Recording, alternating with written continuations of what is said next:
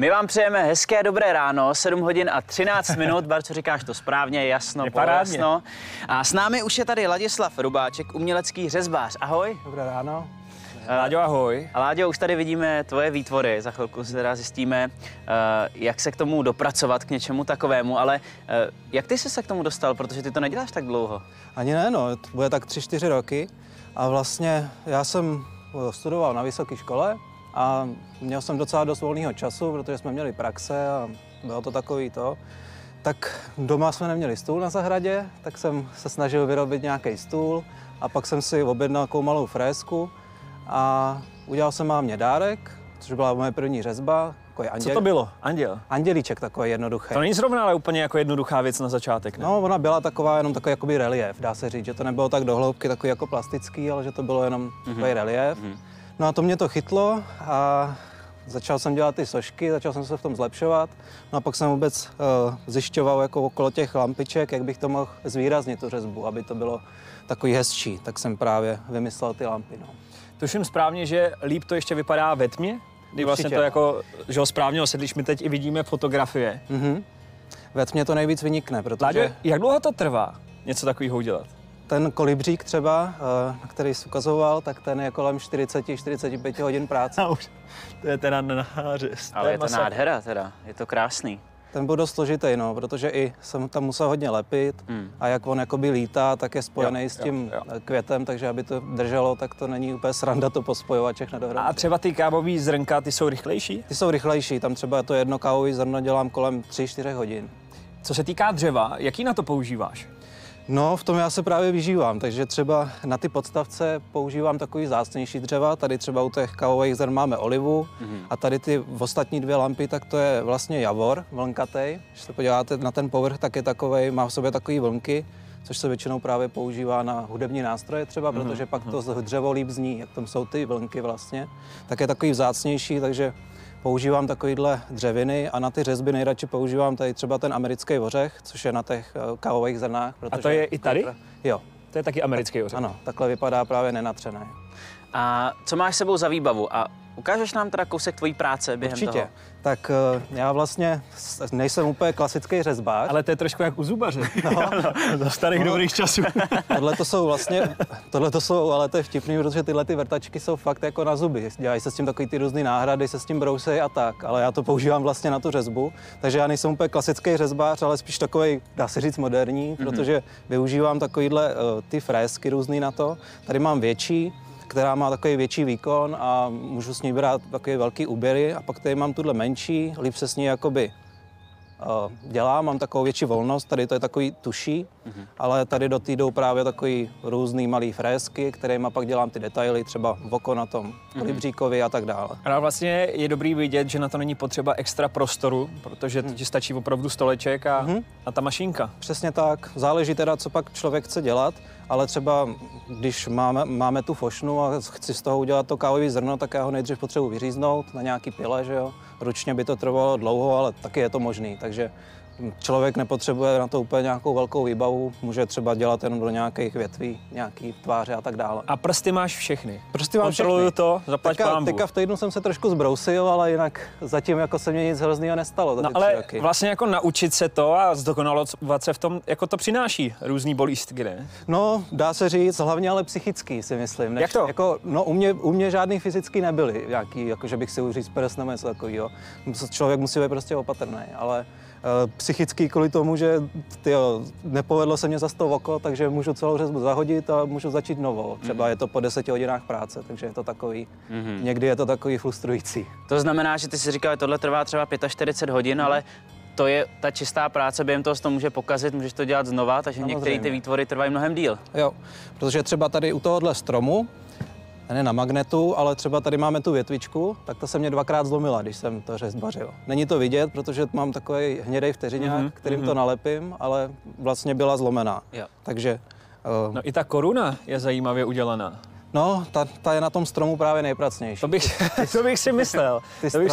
On takhle zezadu, já to nedělám zezadu moc jako detailní, ale zepředu je detailnější, protože tam zezadu to nikdo nevidí, že jo. A pak to teda třeba ještě dobarvuješ něčím, nebo? Ne, takhle vypadá přesně to dřevo. Já třeba vybral tady ořech s jádrem vevnitř, aby to bylo takový obzvláštněný.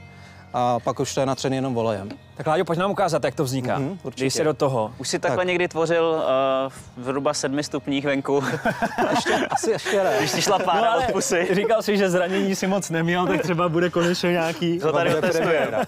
Tak jo, takže tady mám takový surový stav toho kávového zrna. Vlastně je to vyřízlý a trošku opracovaný takovým hrubým vlastně kotoučem na uhlový brusce, co jsem tady nebral, protože... Jasně. Ale vlastně jakmile to je v tomhle stádiu, tak se to brousí, aby to bylo aspoň trošku, aby to bylo takový trošku hladký. Takže dám do té velké výkonné frézy nějakou frésku, nebo tady je to takový brusný vějíř, kterým vlastně se to dá tady ty hrubé nečistoty a ty nerovnosti odebrat. Mám tady pedál, kterým se to vlastně ovládá a jenom to držím a ono to hezky brousí pryč.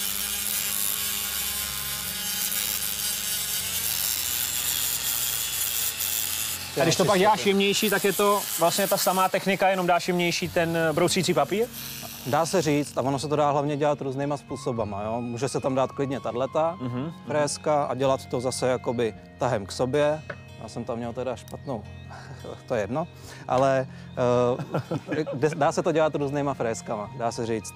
Mám takovýhle, pak mám takovýhle, to je takový měkký brusný rouno, kterým se to taky pak dá vyleštit. To už je na leštění spíš, ne? Když je to takhle jemný. Ano, tady v tomhle případě je to jemný, Ono to zase tak jemný není, ale... Ale mám pak i jakoby větší hrubost, menší hrubost, takže dá se s tím dělat víc věcí. Ale vlastně, jakmile jsem takhle, tak tohle udělám a pak zvětšuju pořád zrnitost, dokud nejsme, aby to bylo takhle hezky hladký, což je třeba zrnitost 320, 400.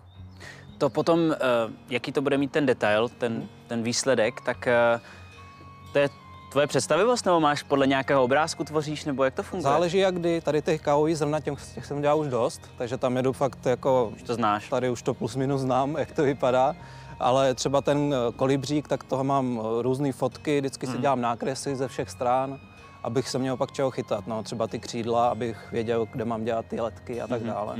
Láďo, ještě jeden společný vstup nás čeká a slíbil si, že uděláš i logo snídaně. Ano. Tak to jsme zvědaví, jak se s tím popereš. Teď už Elton John. Tak pojďme na to.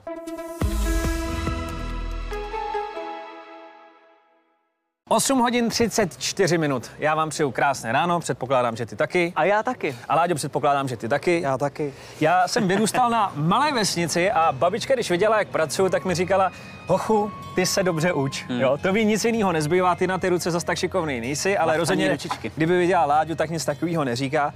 Láďo, ty jsi umělecký řezbář a dneska nám tady ukážeš, jak pracuješ, tak pojď na to. Jak to celý funguje?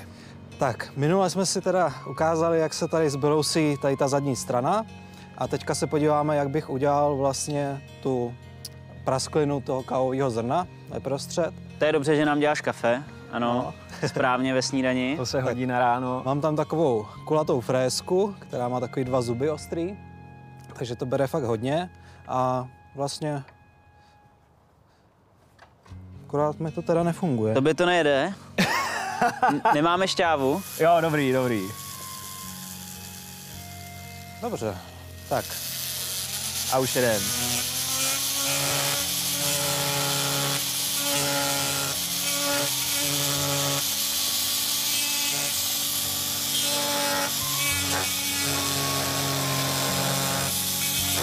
Můžeme na tebe mluvit, nebo se potřebuješ soustředit? Určitě. Tak dávej pozor. Děláš to vždycky tady s těma přístrojema, nebo používáš třeba i dláto? Dláto zřídka, fakt zřídka. A spíš používám právě tady tyhle ty frésky, protože je to rychlejší, můžu dělat do těch tvrdých dřev různě. A jestli vám to diváci připomíná zubaře, tak máte pravdu. Láďa říkal, že se to používalo v zubaře. Jo, jo. Přesně tak. Co teď? Teď si tam teda udělal... Teďka jsem tam udělal tu drážku, tu prasklinu. A můžeme pak to třeba takovouhle fréskou, ta už má po sobě takový posypek diamantový, který je takový brusnej spíš, než takhle agresivní. A tím to vlastně vyhladím.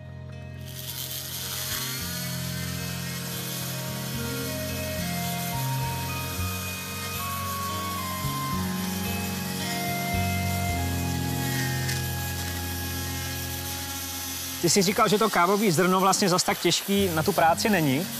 ten kolibří, který ho tady vidíme, tak to je zatím nejtěžší tvoje socha, co jsi udělal, nebo máš ještě i něco těžšího, na čem jsi strávil víc času? Nejtěžší sochu, co jsem dělal, byl asi žralok, který měl každý zub jakoby zvlášť.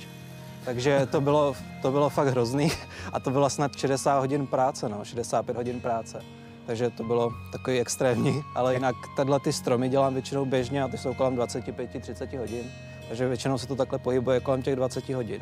Diváci teď mohou vidět, Tak, to bude možná on, ten žralok, když se podíváme. Je to on? Je to on a tam právě každý ten zub je z jiného dřeva. Ten žralok samotný je z amerického ořechu a každý ten zoubek je vlastně ze smrku, který je zvlášť nalepený pinzetkou, takže to byla fakt sranda. Hele, ale ty opravdu k té zubařině máš evidentně teda jako nakročeno, že když byste chtěl vyřezávat dřevo, tak nakonec budeš mít ordinaci. No. Hele, slíbili jsme, že ještě uděláš i logo snídaně, tak to ještě musíme udělat, jak na tom jsme?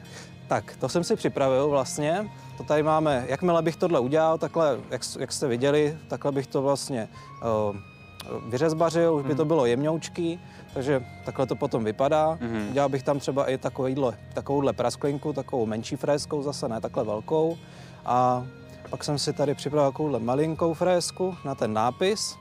Většinou už jsem si připravil, ale ukázal bych vám, jak bych to dodělal, jak to vlastně vypadá. Tak je to... Já jsem mám taky husy. To je hrozný zvuk. Ty u tohohle relaxuješ u tohohle zvuku? Já si pouštím hudbu k tomu, takže neúplně relaxuju z té hudby, ne z tohohle.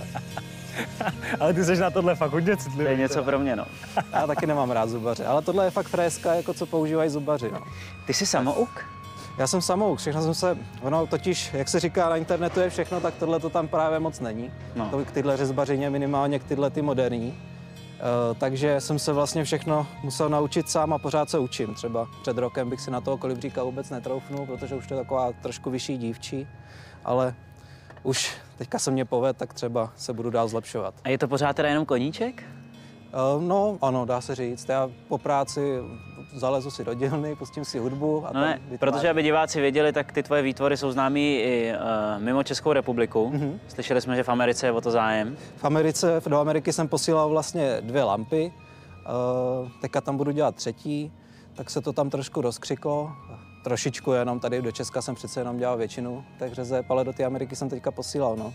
Tak to mě potěšilo, že už to je i v Americe a mám jednu i na Tajvanu. Takže jsi připravený, že by to nebyl jenom koníček? Že by se s tím živil? Já si právě bojím, že by mě to přestalo bavit, jakmile bych scháněl zakázky a tak dále. Takže já to fakt beru jako relax a dál bych to chtěl mít jako relax, jako to, co miluju vlastně. Já to fakt mám rád, tu řezbu a vytváření těch lamp a splnění nějakých snů pro ty lidi. Takže...